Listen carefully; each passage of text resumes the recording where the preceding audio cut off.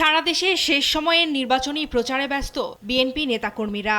শুক্রবার সকালে নিজ নির্বাচনী এলাকা কক্সবাজারের চকরিয়া উপজেলার ডুলাহাজারা ইউনিয়নে নির্বাচনী পথসভা করেন বিএনপির স্থায়ী কমিটির সদস্য সালাউদ্দিন আহমদ। এ সময় তিনি বলেন, দেশের স্বার্থ সবকিছুর ঊর্ধ্বে থাকবে, এটাই বিএনপির নীতি।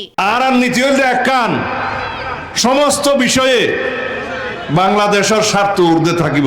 আমার আগে আমরা, ক্ষমতার আগে জনতা, আমাদের সামনে দেশ, সবার আগে বাংলাদেশ। এর আগে চকরিয়া মালুমঘাট এলাকায় চা বাগান খ্রিস্টান সম্প্রদায় সমাজের আয়োজনে নির্বাচনী পথসভায় যোগ দেন তিনি। এ সময় সালাউদ্দিন আহমদ বলেন, এদেশে জাত বা ধর্মভেদে মানুষের মাঝে কোনো বিভাজন থাকবে না।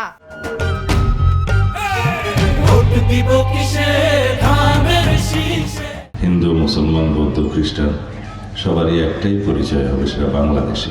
ধর্মের ভিত্তিতে, জাতির ভিত্তিতে আমরা কখনো বিভাজনে বিশ্বাস করিনি, করবো না।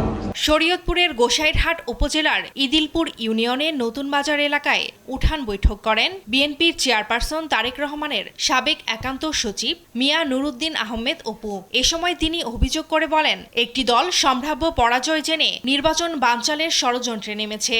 একটা দল, একটা গোষ্ঠী তাদের পরাজয় নিশ্চিত জেনে তারা ইলেকশন বানচালের চেষ্টা করতেছে। এটা নিয়ে আমরা উদ্বিগ্ন না, এবং সাধারণ মানুষের মধ্যে ভোট দেওয়ার জন্য যে প্রাণ চাঞ্চলতা দরকার, তার চেয়ে বেশি ঈদ উৎসব পালন করতেছে। ফেনী ৩ আসন দাগনভূঞা উপজেলার বিভিন্ন স্থানে গণসংযোগ করেন বিএনপির প্রার্থী আব্দুল আওয়াল মিন্টু। সকালে গণসংযোগকালে দেশের উন্নয়নে ধানের শীষে ভোট দেওয়ার আহ্বান জানান তিনি। এ সময় একটি মহল বিএনপির বিরুদ্ধে অপপ্রচার করছে উল্লেখ করে এসবে কান না দেওয়ার আহ্বান জানান মিন্টু। টাঙ্গাইল ৫ আসনের বিএনপি প্রার্থী সুলতান সালাউদ্দিন টুকু সকালে কাকুয়ার চরাঞ্চল এলাকায় কৃষকদের কাছে ধানের শীষে ভোট চান। এছাড়া নির্বাচনী এলাকার বিভিন্ন জায়গায় পথসভা ও উঠান বৈঠকে অংশ নেন। এ সময় সালাউদ্দিন টুকু কর্মসংস্থান সৃষ্টির আশ্বাস দেন।